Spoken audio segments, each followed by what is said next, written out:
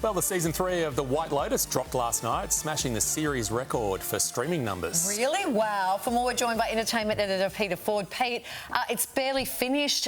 People are already talking about season 4. Yes, and we aren't doing any spoilers. Don't switch off. I know yesterday afternoon I was desperately trying to not find out because the show dropped at 1 o'clock yesterday afternoon. There were no advance copies for the media because they wanted to keep it completely under wraps. And I think, like a lot of people, I watched it last night at about 7:30. And in fact, I think it was 6.2 million people were watching it yesterday afternoon. So that's pretty massive. They would be very thrilled. Worldwide? Oh. Worldwide, yeah. Wow. Now, that's up 51% on the Series 2 finale last year. So they'd be very happy with that. The episode yesterday was up 30% on the previous episode, so people were really ready for it. The whole 90 minutes of it, beautifully edited and scripted, and there are still people, of course, who don't know the outcome, so we aren't going to spoil it, but it does raise a very interesting question, actually. I mean, what is the cut-off point when you can actually talk freely about something so as to not spoil it for other people? Is it 24 hours? Is it 72 hours?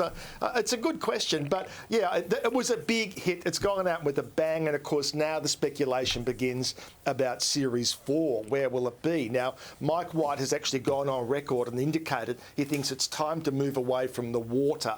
He said, you know, the crashing of the waves has had its day, so that would suggest maybe going inland. My first thought was maybe like the Austrian Alps, but that's where the next series of 9 Perfect Strangers is, so I wouldn't imagine they'd want to do that. The Australian outback. I know, wouldn't that be great? I would love that. Yeah, so that would be a possibility. A cruise ship, maybe? I don't know. But he's indicating we are going to move away from the beach. The Uluru Caravan Park, I think, is probably the perfect place for it. Yeah. Now, Peter, it's not just fans weighing in.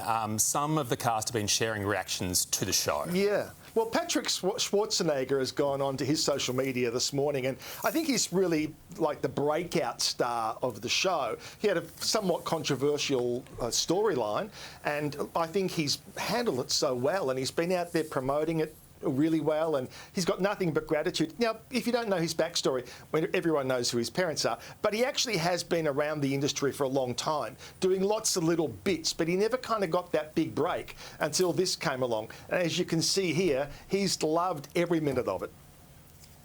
Thank you for supporting the show. Thank you for supporting me. You know, this whole project was really just like a dream come true for me.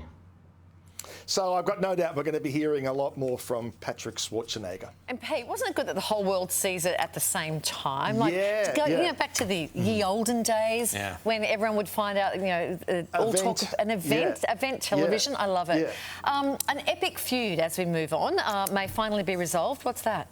I never thought I would be sitting here doing this at any point. Now, this is the 21-year-long feud between Madonna and Elton, and it's over. It gives me hope for the Middle East when I can come here and report this.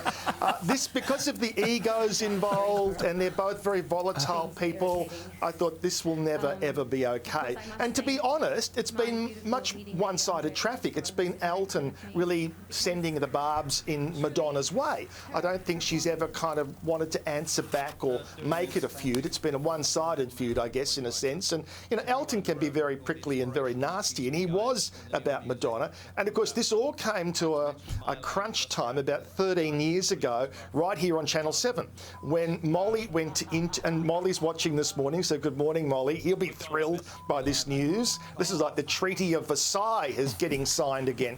So what's happened is that Molly did the interview with Elton, and when it had finished, they both thought they'd have a chat, both sitting in their chairs.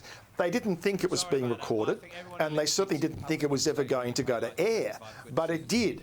And within 30 seconds, you had Molly going ballistic, you had Elton ropeable, and you had Madonna furious and hurt. Here is a little of what went to air. If Madonna had had any common sense, she would have made a record like Ray of Light, stayed away from the dance stuff, and just been a great pop singer and made great pop records, which she does brilliantly. But no, she had to prove that she was like, and she looks like a fairground stripper. So, and there was more than that too. He even used the C word. So it made international headlines, and of course that was the end of it until now. And to her credit, it was Madonna. There's that photograph. That was taken at the weekend. And what happened was Madonna heard Elton was going to be on Saturday Night Live. She made her way to the TV studio. It sounds like she sat in the studio audience. Maybe she was in disguise. And then she made her way backstage and she confronted him. And his words were to her, "Forgive me." And of course they did. Next thing you know, they're hugging and they're kissing and they're making a record together. So he's written a song for her. And yeah, so that's going to be the new collaboration. Isn't that lovely? I love it. I love a good feud, but I love it when it ends as well. It was big of her to go in there. That was good on you, Madonna. Yeah, particularly when it wasn't really her who was making it happen. That's right. She was on the receiving end. So a lot of love in the air today. Kylie is so relieved at this news. But just quickly, a new trailer has dropped for the next Mission Impossible. Can we ask you, is there anything Tom Cruise won't do for a stunt here? No, there is nothing. And this is the final Mission Impossible movie. Doesn't need much build-up from me. Remember, Tom Cruise does all his own stunts, and that Mission Impossible franchise has been massive for him. Of course, one of them filmed right here in Australia too. All right, thanks for the update, Pete. We'll speak to you later. Thank you.